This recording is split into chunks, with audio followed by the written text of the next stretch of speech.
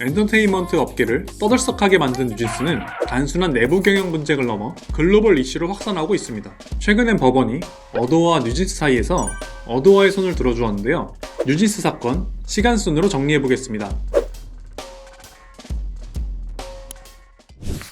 2024년 4월 22일 하이브는 민희진 대표가 어도어 경영권을 탈취하려는 시도를 발견하며 감사를 착수하고 곧바로 직무정지 조치를 내렸습니다. 이에 민희진은 회사에 뉴진스 뺏기기가 원인이었다고 말하였고 어떤 투자자도 만난 적 없다고 말했습니다.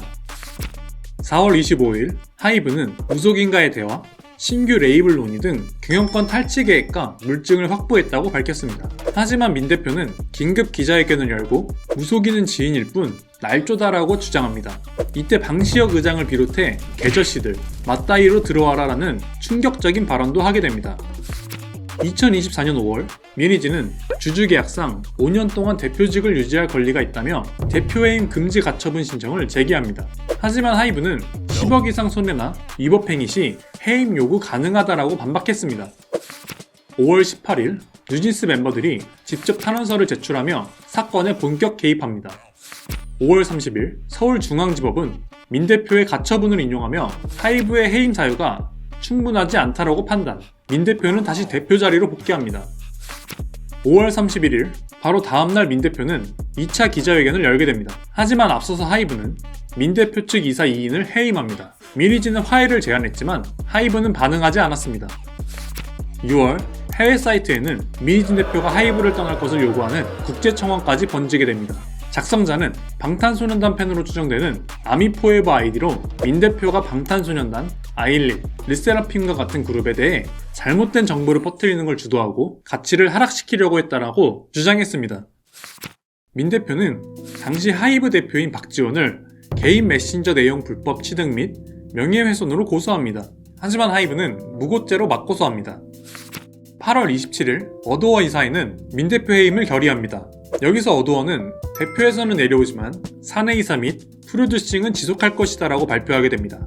그런데 민 대표는 일방적 주장이라고 반발했습니다.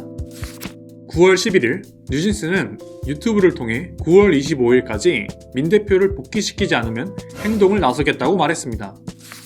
10월 15일 뉴진스 멤버 한이가 국정감사에 출석해 하이브 산하 레이블인 아일릿의 매니저로부터 무시해라는 말을 들었다며 직장 내 괴롭힘과 따돌림을 겪었다고 증언했습니다. 하지만 여론은 연수익 52억 원을 버는 외국인 톱스타가 하이브 직원에게 인사를 받지 못한 일이 국감에서 다뤄질 사안이냐는 비판이 제기되었습니다. 10월 20일 민 대표는 사내 이사직도 사임을 선언했고 주주간 계약 위반은 법적 책임을 묻겠다 말했습니다. 11월 28일 뉴진스는 어도어의 전속 계약 해지를 통보하며 NJG 독자 활동을 선언합니다. 그리고 해가 넘어가며 2025년 1월 9일 다보링크 회장은 민 대표와 뉴진스 영입 논의가 있었다고 폭로했습니다. 2월 7일 뉴진스는 SNS 이름을 NJG로 변경하며 독자 활동을 시작하게 됩니다.